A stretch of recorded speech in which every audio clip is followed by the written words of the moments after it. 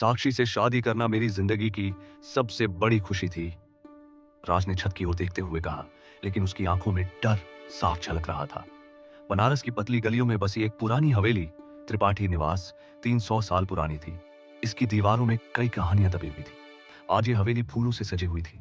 मोगरे और गुलाब की खुशबू हर कोने में फैली थी। राज और साक्षी की शादी के बाद पहली रात थी। शादी का जुलूस दोपहर में आया था। ढोल नगाड़ों की आवाज, बाराती के गीत, हल्दी चावल की रस्में, सब कुछ बिल्कुल सामान्य था। राज के चाचा जी ने कहा था, यह हवेली में 50 सालों बाद कोई शादी हो रही है। खुशियों का दिन है। घर में सभी खुश थे। रिश्तेदार खाना खा चुके थे। ढोलक की आवाजें अब मंद पड़ चुकी थी। राज की मां ने साक्षी को दूध का गिलास दिया था और आशीर्वाद देते हुए कहा था, बेटी, इस घर की रानी बनकर रहना। लेकिन एक चीज अजीब थी। साक्षी पूरे दिन खामोश था। शादी की सारी रस्मों के दौरान उसने एक शब्द भी नहीं कहा था। जब महिलाओं ने गाने शुरू किए तो वह सिर्फ खाली नजरों से देखती रही। जब फोटो खींची जा रही थी तो उसकी मुस्कान जबरदस्त थी। उसके चेहरे पर कोई भाव नहीं था। किसी से न ज्यादा बात की उसका। राज को बुआ ने बिल्कुल नहीं थी। लड़की थोड़ी शर्मीली लगती है और इससे कुछ बात करूं उससे। लेकिन जब भी कोई साक्षी से बात करने की कोशिश करता वह सिर्फ आधा नहीं जवाब। राज ने सोचा शायद थकी हो। नई जगह, नए लोग, हर लड़की को समय लगता है एडजस्ट करने।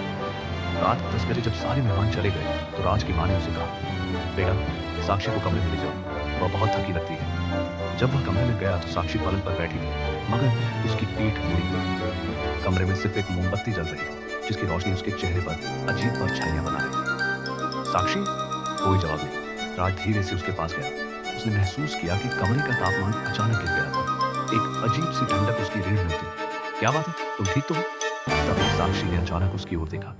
राज का दिल धक्का से रह गया। उसकी आंखें लाल थी, चेहरा पसीने से भीगा हुआ और उसकी सांसें तेज चल रही थी। लेकिन सबसे डरावनी बात यह थी कि उसकी आंखों में कोई पहचान नहीं थी, जैसे वह राज को बिल्कुल नहीं जानती। क्या हुआ तुम्हें?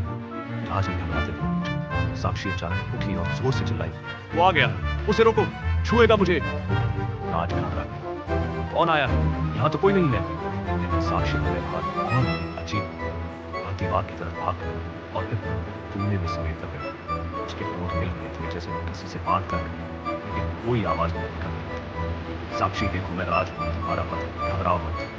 और साक्षी ने अपने हाथ से कान बंद किए और चीख ली, सुनाई दे रहा है, वह कह रहा है, वह कह रहा है कि अब मेरी बारी है। राज समझ नहीं पा रहा था क्या।